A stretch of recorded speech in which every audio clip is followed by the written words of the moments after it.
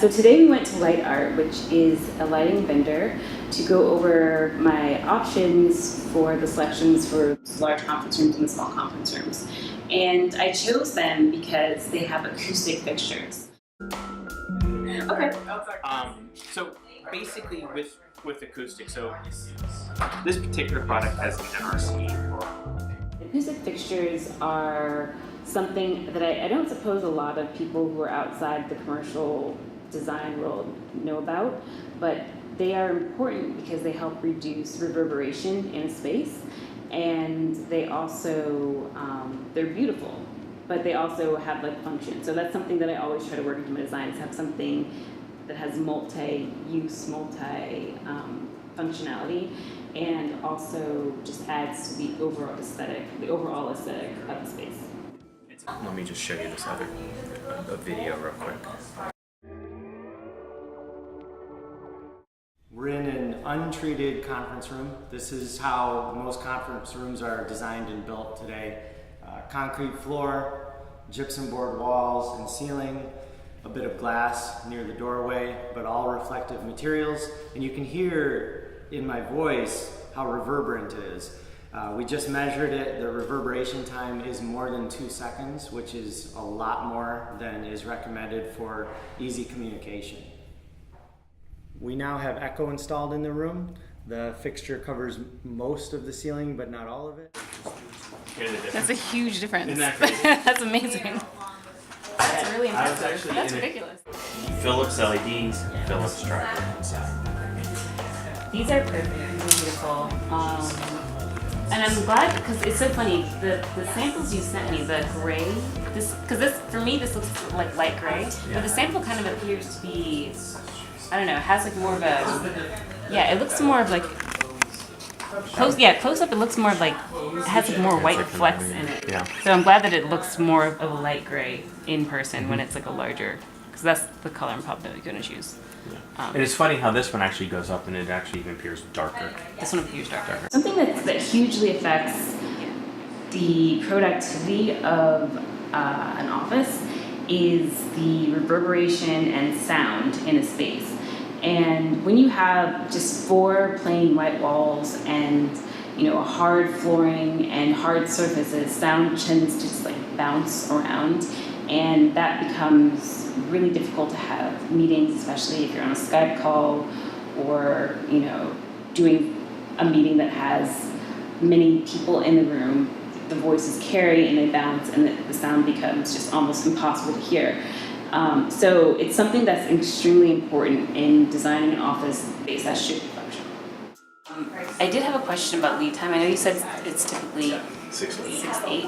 Is there any way to kind of squeeze that out? I guess potentially just let me know what you're looking for, and we could preempt that. As soon as things are released, if we get orders going ASAP. Yeah, I mean, most likely we can get orders going. I have a meeting later today, and that's why I'm seeing this in person. By the way, is it possible for me to take one of these here? Because my client is literally across the street. Yay! Nice. This is mine, right? Yep. Awesome. Well, it was so great to meet you. Likewise. I'll bring this back. Help you choose the opener. Is that okay?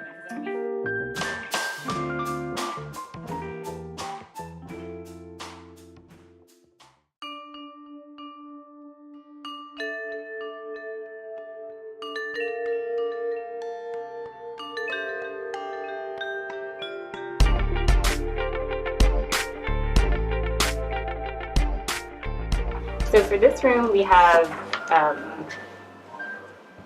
window treatments along this wall. So I mentioned that to you, Josh, just the ability to close. I am meeting with the client to just finalize a few of the finishes that we still needed to make decisions on. We're meeting to discuss the finishes of the fixtures as well as the colorway for the drapery that will go in the large conference rooms. Color options, and just if you guys want to feel like the fabric, but I'm probably like leaning towards something that's a bit more in between. This again is another way to control sound while also adding texture and interest.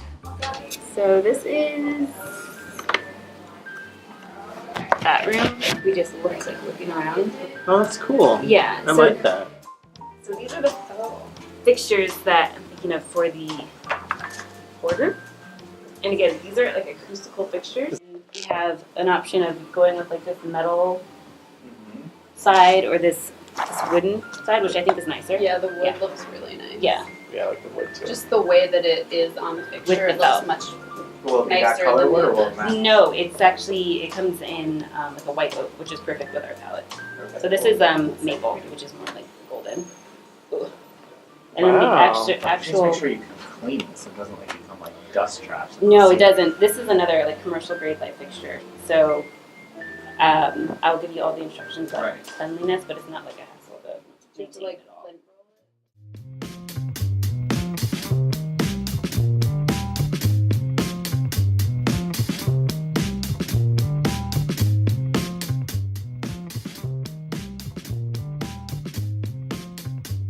We were on site and I intentionally scheduled to meet with many vendors on the same day.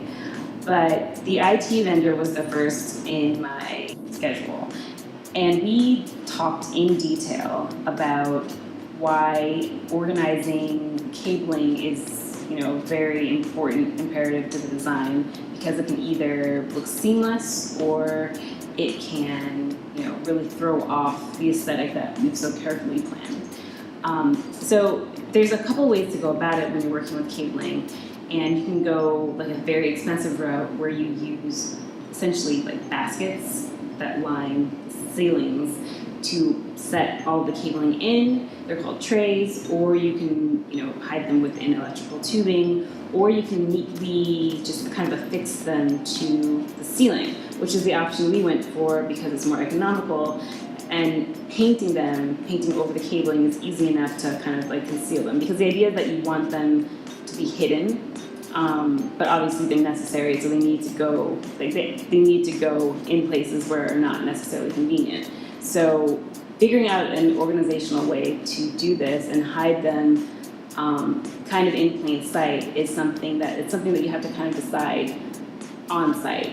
We have a very detailed data plan, however, as you know, and probably as you followed if you've been watching all the other episodes, it's just like once you're on site, they change. Looking in a plan view versus looking in a three-dimensional view always changes the decisions that are made in plan.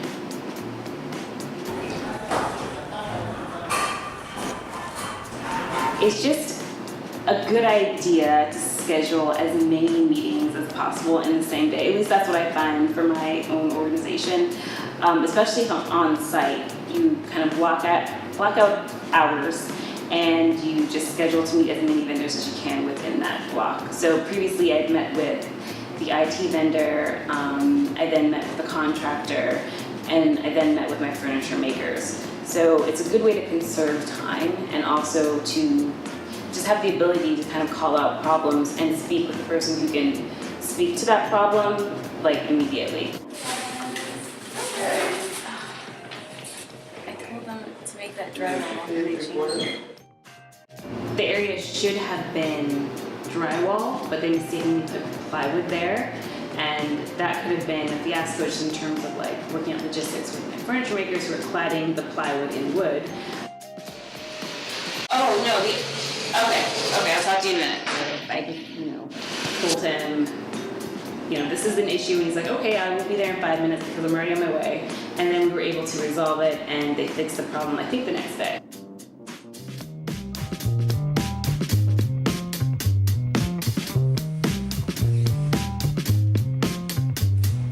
One of my scheduled meetings for that day was to meet with my furniture makers.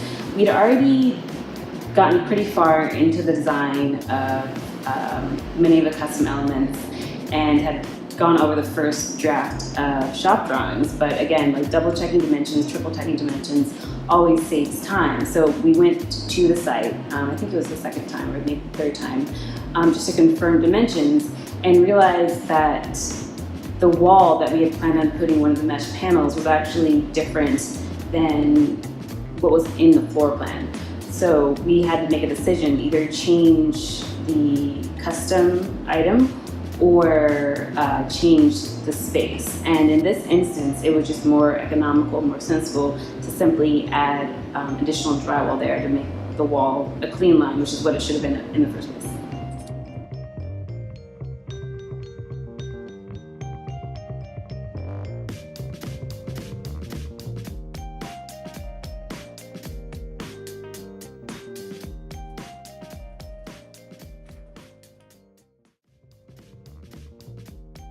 Back at the office, we met with Matt. He is one of the co-founders of Grove Built, which is another excellent furniture maker that I often use to do my custom furniture. And he was doing the reception desk and also the desks, and so we were just going over finishes so I could make sure that it coordinated with the other finishes that I had chosen for my other furniture makers. One of the finishes that I had initially spec'd was marble, and it ended up being much more expensive than what we had allocated in our budget. And we found an alternate, which was quartz, that was just as beautiful. And actually, I prefer the quartz because it was brighter, which made sense for the aesthetic, especially if you want the reception just to feel open and bright when you come off the elevator or lobby. And we ended up going with this quartz that was a very similar aesthetic, equally as beautiful, but more economical.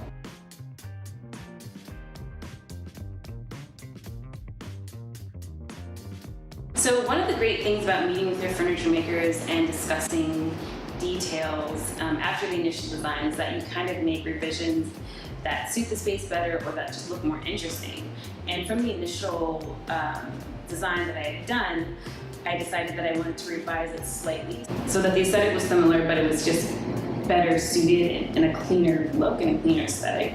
So I have here just a much more minimal, just a much cleaner and more minimal design that I think fits better in the overall aesthetic that we have going on throughout.